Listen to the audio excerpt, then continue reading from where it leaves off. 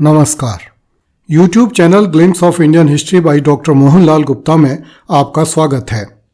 आप देख रहे हैं ऐतिहासिक धारावाहिक कैसे बना था पाकिस्तान। प्रस्तुत है 68वीं कड़ी।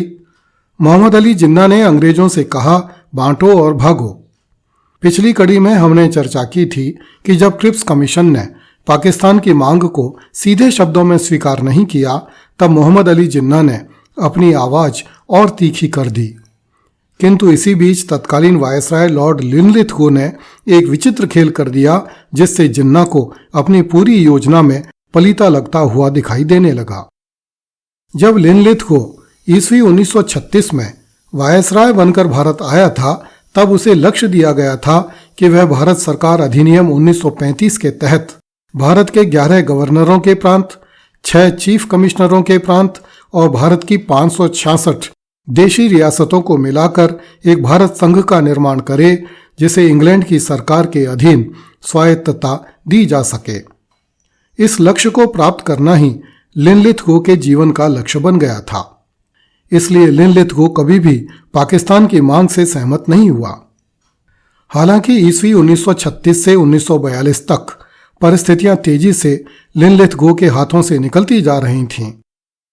पहले तो देशी राज्यों के राजाओं ने प्रस्तावित भारत संघ में मिलने से मना कर दिया और अब कांग्रेस तथा मुस्लिम लीग भारत का विभाजन करो या न करो के विषय को लेकर न केवल आपस में लड़ रही थीं, अपितु कांग्रेस अंग्रेजों को बिना किसी संघ का निर्माण किए भारत से चले जाने के लिए संघर्ष कर रही थी।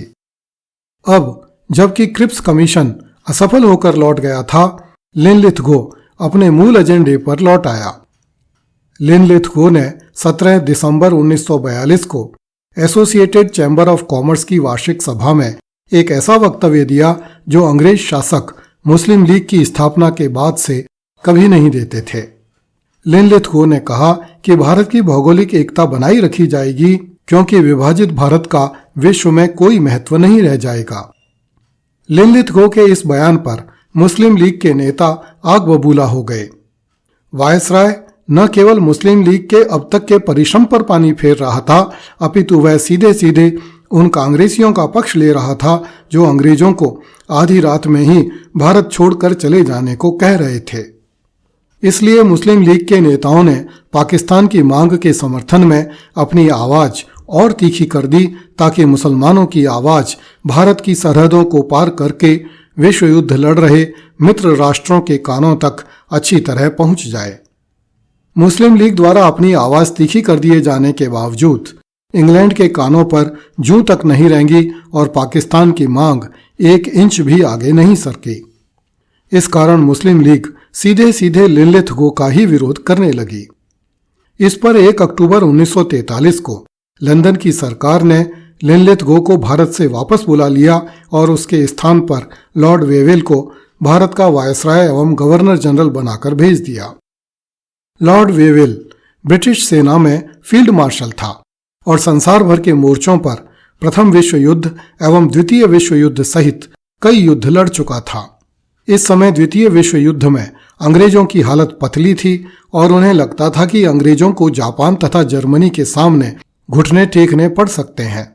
इसलिए अंग्रेजों ने भारत को बड़ी सख्ती से अपने नियंत्रण में रखने के लिए फील्ड मार्शल लॉर्ड वेवेल की नियुक्ति की। जब मोहम्मद अली जिन्ना ने ब्रिटिश सरकार का यह रुख देखा, तो उसने भी अपने खूनी पंजे चमकाने शुरू कर दिए। दिसंबर 1943 में मुस्लिम लीग के कराची अधिवेशन में मोहम्मद अली जिन्ना ने मोहनदास गांधी द्वारा दिए गए अंग्रेजों भारत छोड़ो नारे के विरुद्ध एक विचित्र नारा दिया, अंग्रेजों बांटो और भागो। इस नारे के माध्यम से अंग्रेजों का आह्वान किया गया कि वे भारत को हिंदुस्तान और पाकिस्तान में बांटकर यहां से भाग जाएं। लॉर्ड वेवेल ने गांधी और जिन्ना के बीच चल रही टसल से बिल्कुल अलग रहकर फिर से भारत संघ के निर्माण पर कार्य करना आरंभ कर दिया, जो 1935 के बाद से ही अधर झूल में लटका हुआ था। दिसंबर 1944 में लिबरल पार्टी द्वारा अपने नेता तेज बहादुर सप्रू की अध्यक्षता में एक समिति का गठन किया गया। इस समिति ने सिफारिश की कि प्रांतों और राज्यों के प्रस्तावित भारतीय संघ में सम्मिलित होने अथवा अलग रहने के प्रश्न पर ब्रिटिश भारत के किसी भी प्रांत को संघ में शामिल नहीं होने का विकल्प नहीं होगा। सप्रू समिति ने कहा कि ब्रिटिश भारत का प्रांत हो या देशी राज्य, एक बार सम्मिलित होने के बाद उसे संघ से अलग होने का अधिकार नहीं होगा। ब्रिटिश भारत जिस तरह से किसी भी ब्रिटिश भारतीय प्रांत को अलग होने की आज्ञा देना स्वीकार नहीं कर सकता, उसी तरह देशी राज्यों को भी भावी भारत संघ से अलग रहने की अनुमति नहीं दे सकता।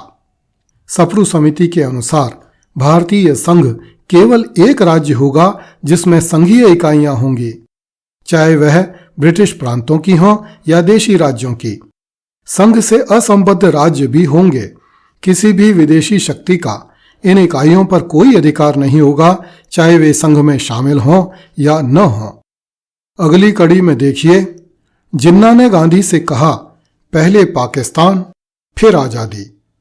कृपया इस चैनल को लाइक, सब्सक्राइब एवं शेयर करें। धन्यवाद। जय हिंद।